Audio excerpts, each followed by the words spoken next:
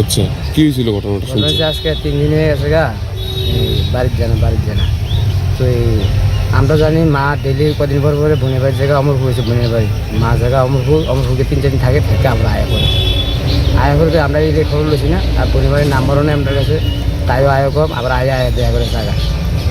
আজকে সকালবেলা আয়া না, আমরা তো মনে করছি দুবাই মনে করছি যে মা মনে গেছে অমরপুর থেকে আবার আয়া বলবো, মা তো কইও জানা আমাদের কাছে যে অমরপুর যাই রে, তেমন কইও জানা।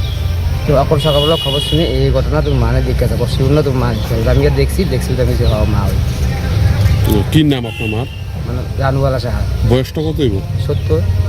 আচ্ছা, আপনারা কখন খবর পাইছেন? এই সকালবেলা, আজকে সকালে কে খবর দিয়েছিল? খবর দিছে এখান থেকে কেটা জানি গেছে গিয়া কইতাছে এমন আমি তো শুয়ে আছি ঘরের মধ্যে বুঝতে না, যে আমার ছেলে ডাক দিছে, আমার বড় ডাক দিছে কইতেছে এমন তোমার শাশুড়ি মারা গেছে এমন জায়গায়। তোমার ছেলে যখন লাগতো তখন আমি ঘুমোতে উঠতেছি, আমি ম্যাচ আছে।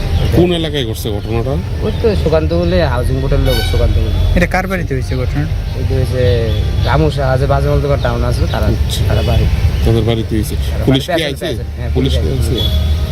কোন জায়গা পাইছে, মানে বাড়ি কোন জায়গার পেছনে? বাড়ির একদম পেছনে, ল্যাট্রিন বাথরুমের পেছনে। এত পেছনে আছে কিভাবে? কি সন্দেহ আছে নি কোনো কিছু? না, এমনি তো কোনো সন্দেহ না। মা সারাদিন ঘুরতো, সকালে যা সারাদিন। মানসিকভাবে কি কোনো সমস্যা আছে আপনার? এমনি বাড়ি করে কোনো কাজে যাবো মানসিকভাবে ভারসাম্য, মানে সারাদিন ঘুরবে, সারাদিন ঘুরে গাড়ি সবাই দেখে, সবাই জানে লাকি ডুবাই। আপনাদের বাড়ি কোন জায়গায়? আমারই সুকান্ত 3 নম্বর বাড়ি। কত নম্বর ওয়ার্ড এটা পৌর এলাকার জানেননি?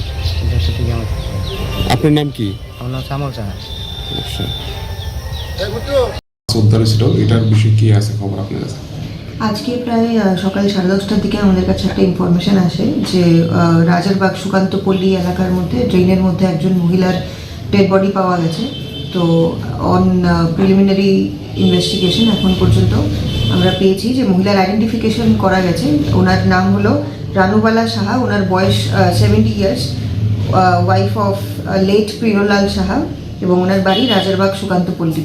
ওনার 2জন ছেলে আছে যারা ওনাকে আইডেন্টিফাই করেছে, এবং প্রাথমিকভাবে জানা গেছে যে উনি ওই এলাকায় প্রায়ই সবজি কিনতে বা বিক্রি করতে এমন করতে যেতেন। তো এখন এফএসএল টিম আমরা স্পটে ডাকিয়েছি পোস্টমর্টেমের, এবং আমরা পোস্টমর্টেমের জন্য পাঠান।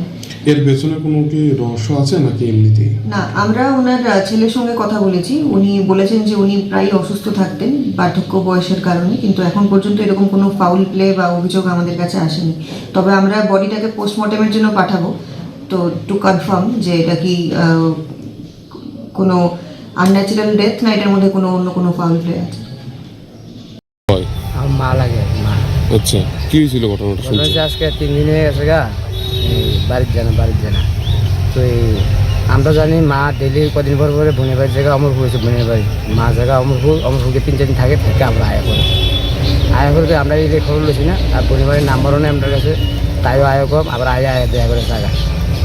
আজকে সকালবেলা আয়া না, আমরা তো